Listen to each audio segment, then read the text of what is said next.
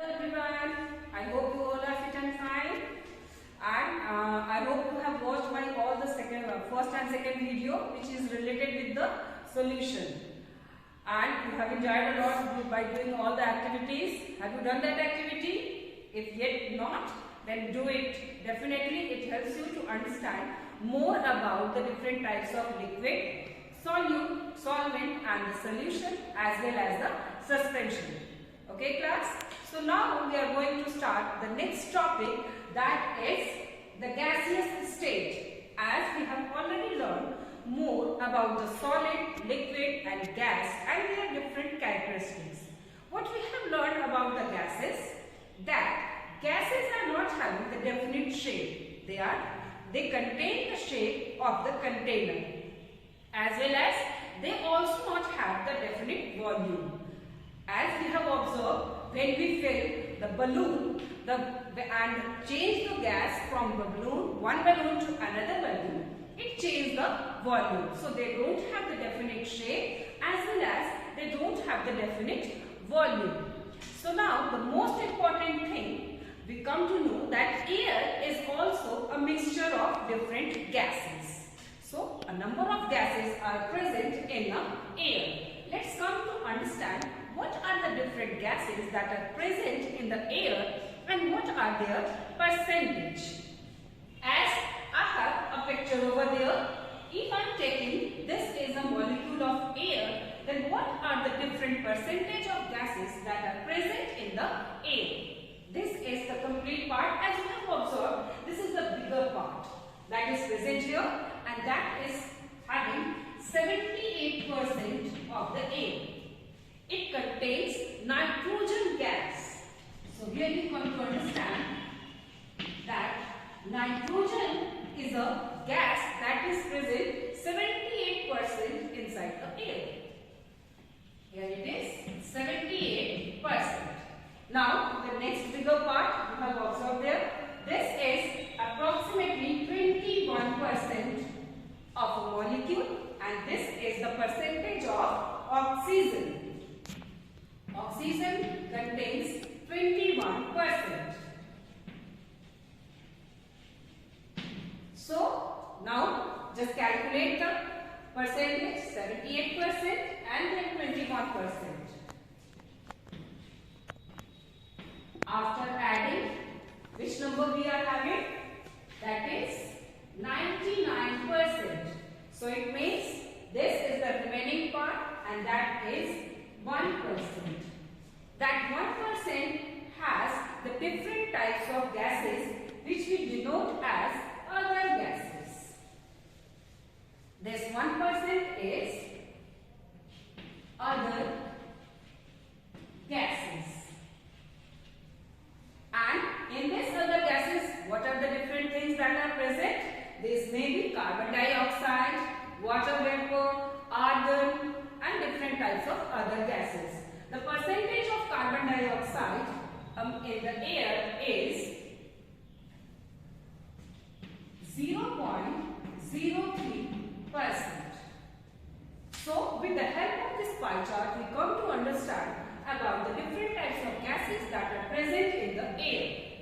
78% nitrogen, 21% oxygen and 1% other gases. This is the complete percentage of gases that is present in the air, and it is known as composition of air.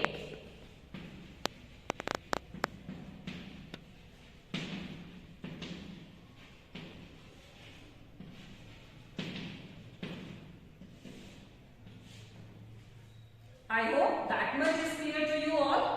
Now next we are going to know more about the different uses of these gases that are present in the air.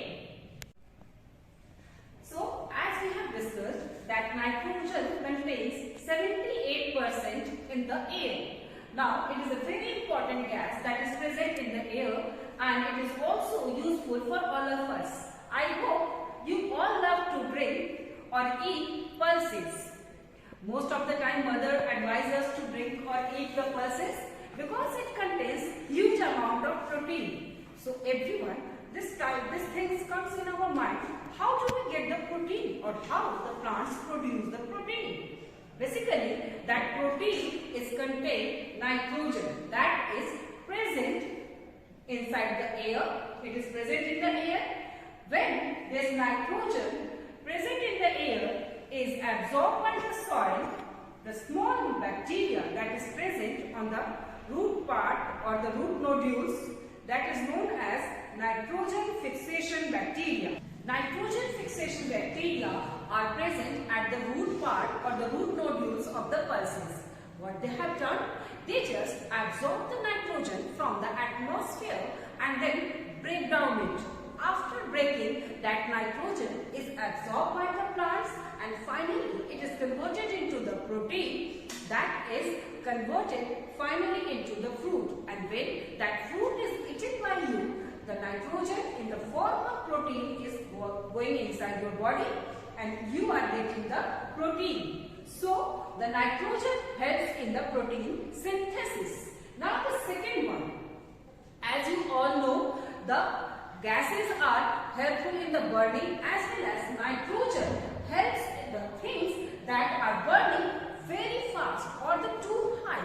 It helps in burning, stop the burning very fast. And the third one, it also helps in the production of fertilizer. As you all know, the plants require fertilizer for their growth, that is urea. So plants, nitrogen is useful for the production of fertilizer in the factory. So these are the three most important things of the nitrogen. Now coming to the oxygen. We have already discussed that oxygen is 21% present in the air, and you all know it is very beneficial for all the living organisms for the respiration process. It is helpful for the respiration process. You all are aware about that. Now coming to the second, it helps in the burning. How it helps in the burning is a very good activity you can do at your home. Just take a small candle, burn it, and after some time just cover it with a glass. You can see that after few seconds the candle stops burning. It means oxygen is helpful for the burning process. And finally, oxygen dissolves in water. That is, you all know what is the molecular formula of water?